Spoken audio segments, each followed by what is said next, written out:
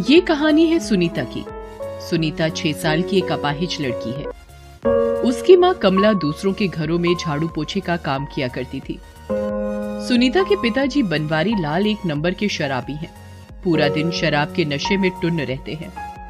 काम धंधा तो उनसे कुछ होता नहीं है, और अगर उनकी पत्नी शराब पीने के लिए टोक दे तो उसे ही भला बुरा कहते हैं और बेल्ट निकालकर उसकी पिटाई करना शुरू कर देते हैं। शाम का समय है। बनवारी लाल अपने घर की चौखट पर बैठकर शराब पी रहा है। सुनीता सब्जी काट रही है। तभी उसकी माँ कमला बाहर से आती है। किसके साथ मुंह काला कर रही थी तू? इतनी देर क्यों लग गई तुझे? अरे कुछ करते धरते तो होने, कम से कम मुंह से तो अच्छा बोला करो। सुनीता की बात सुनकर बनवारी लाल गुस्से में उसे एक थप्पड़ खींचकर मारता है। सच बोला तो मिर्ची लग गई तुम्हें? पूरा दिन नशे में रहते हो, कुछ पता चलता है कि किससे बोल रहे हो, क्या बोल रहे हो? नशे में रहता हूँ, हर रहता हूँ नशे में। तेरे बाप का क्या जाता है इसमें है? देखो, बाप का नाम मत लो। लूंगा। बोल क्या करेगी? बोल। देख रहा हूँ बहुत जबान चल रही है तेरी। जबान खींचने में मुझे 1 सेकंड नहीं लगेगा, 1 सेकंड। और तुम्हें आता क्या है? फिर बोला तूने? आज तो तेरे पगार का दिन था ना। चल चल सारे पैसे निकाल, चल। पैसे नहीं दूंगी पैसे। अब तो एक फूटी कौड़ी नहीं दूंगी तेरी शराब के लिए। लोग सही कहते हैं, सही कहते हैं लोग। लातों के बोझ जो है वो बातों से नहीं मानते हैं। ये कहकर बनवारी लाल फिर से कमला की पिटाई करने लगता है। सुनीता अपनी माँ को बचाने के लिए आती है, लेकिन बनवारी लाल उस बेचारी पर भी दया नहीं करता और उसे जोर से धक्का मार देता है। उसके सिर से खून बहने लगता है। वो बेहोश हो जाती है। फिर वो कमला के सारे पैसे छीनकर बाहर निकल जाता है। कमला तुरंत जाकर एक गिलास पानी लाती है और सुनीता के ऊपर छींटे मारती है। सुनीता, ए बेटी सुनीता, क्या हुआ बेटा? आंखें खोलो ना बेटा, बेटा आंखें खोलो ना। थोड़ी देर में सुनीता अपनी आंखें खोलती है। उसकी माँ उसे गले से लगा लेती है। तू क्यों बीच में आ गई? तुझे पता है ना, नशे में तेरे पापा जानवर हो जाते हैं, जानवर। तेरी पिटाई देखकर रोना आता है माँ। धीरे धीरे कैलेंडर पर सिर्फ डेट बदल रहे थे, लेकिन बनवारी लाल के अत्याचार की कहानी जस की तस थी। अब सुनीता 17 साल की हो गई थी। उम्र बढ़ने के साथ कमला थोड़ा बीमार रहती, लेकिन अगर वो कमाती नहीं तो बनवारी लाल की शराब कैसे आती? एक दिन कमला बहुत बीमार थी, इसलिए वो काम पर नहीं जा रही थी। ये देखकर बनवारी लाल का पारा चढ़ गया। फिर से बीमार पड़ गई तू? महीने में 20 दिन बीमारी का बहाना करके लेटी रहेगी तो मेरी दारू कहाँ से आएगी? बहाना नहीं कर रही, सिर घूम रहा है, हाथ पैर कांप रहे हैं। तेरे इस सिर घूमने के चक्कर में तेरी तनख्वाह कम आती है। अब तनख्वाह कमाएगी तो दारू भी कमाएगी। कान खोल कर सुन ले, मैं सभी बातों में समझौता कर सकता हूँ, लेकिन दारू में नहीं। चल अब उठ जा और काम पे चल।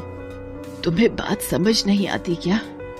कह रही हूँ तबीयत खराब है, फिर भी बेमतलब जिद किए जा रहे हो। रुक, तेरा इलाज मैं करता हूँ।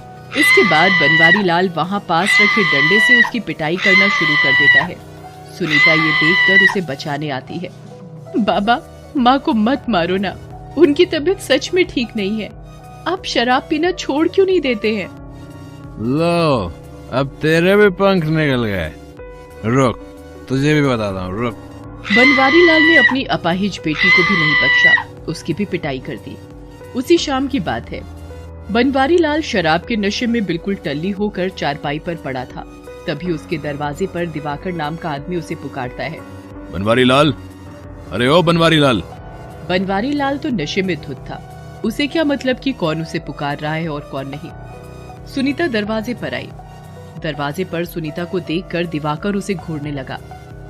जी, बाबा तो सोए हुए हैं। आप कौन हैं? उनसे कुछ काम था क्या? काम?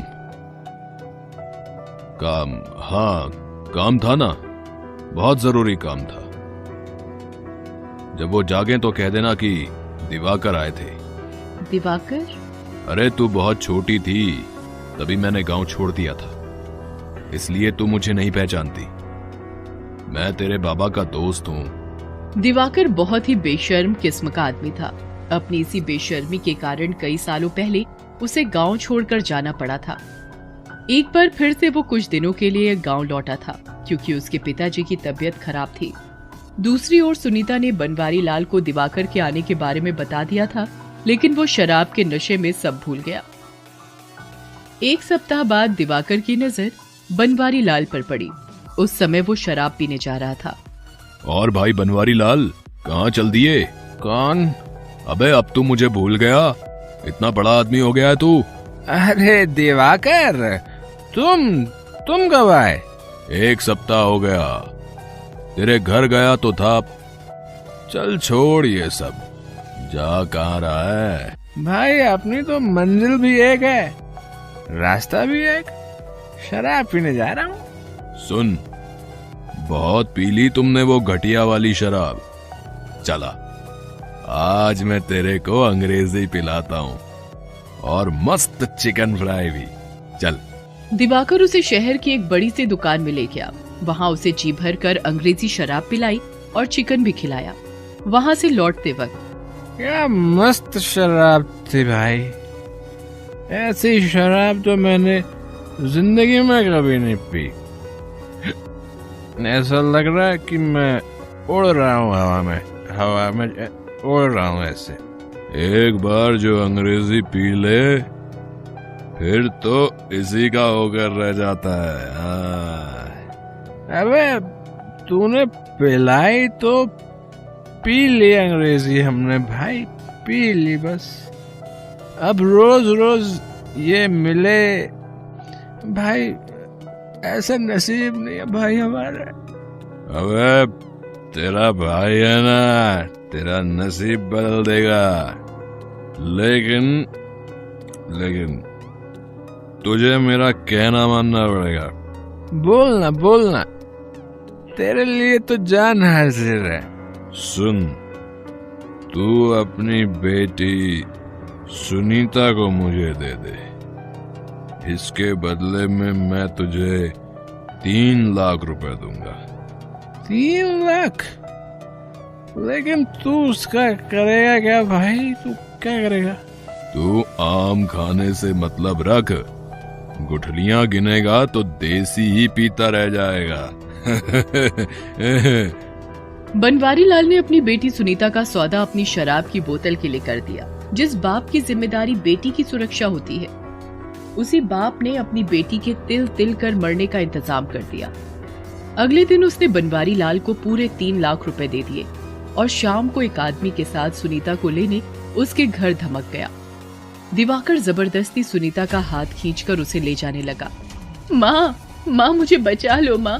छोड़ मेरी बेटी का हाथ, बेशर्म छोड़, ये तेरे साथ कहीं नहीं जाएगी। ऐसे कैसे नहीं जाएगी? पूरे 3 लाख रुपए दिए हैं तेरी बेटी के, इसके बाप ने इसे बेच दिया है। ये कोई जानवर है या कोई सामान जो बेच दिया? चल भाग यहाँ से, नहीं तो मुंह तोड़ दूंगी मैं तेरा। उसने दिवाकर को मारने के लिए हाथ उठाया ही था कि बनवारी लाल ने उसका हाथ पकड़ लिया। अरे क्या करेगी इस लंगड़ी का? ये बोझ ही तो है हम पर। अगर कोई इसकी कीमत दे रहा है तो क्या बुरा है? बोझ ये नहीं, तुम हो। मैं हूँ बोझ? मैं? रुक, अभी तुझे बताता हूँ, रुक जा।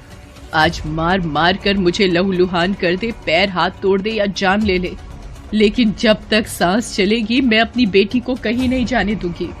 बनवारी लाल कमला को तब तक मारता रहा जब तक कि वो बेहोश ना हो गई। उसके बाद दिवाकर सुनीता को एक कार में बिठाकर शहर ले गया। वहां उसने एक आदमी से सुनीता के साथ रात बिताने के बदले में पैसे लिए और उसे कमरे में भेज दिया। मुझे छोड़ दीजिए,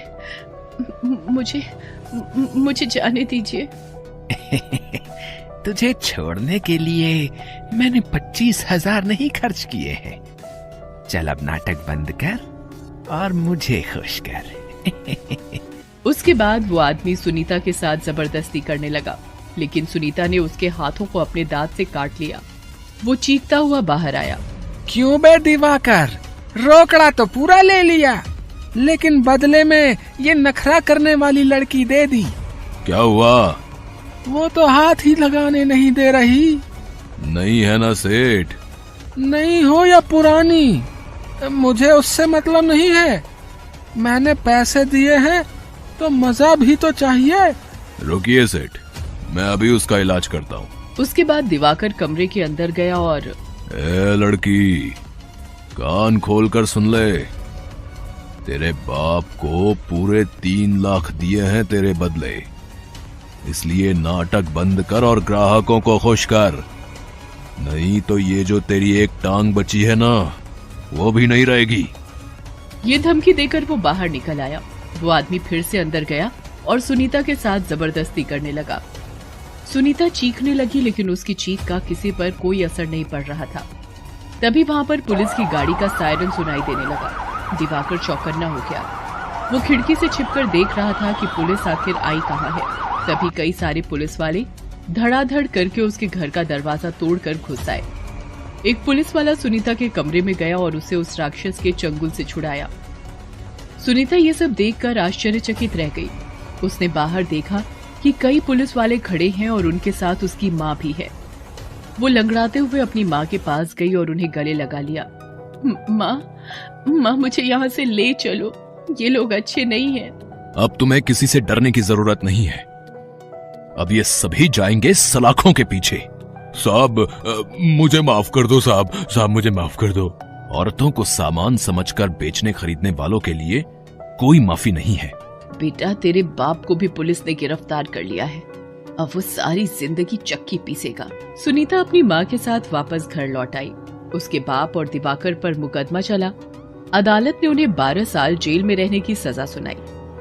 आज सुनीता अपनी माँ के साथ एक चाय की दुकान चलाती है, लेकिन हमेशा उसके दिमाग में ये बात आती है कि कब तक बेटियां यूं ही बाजार में सामान की तरह बिकती रहेंगी।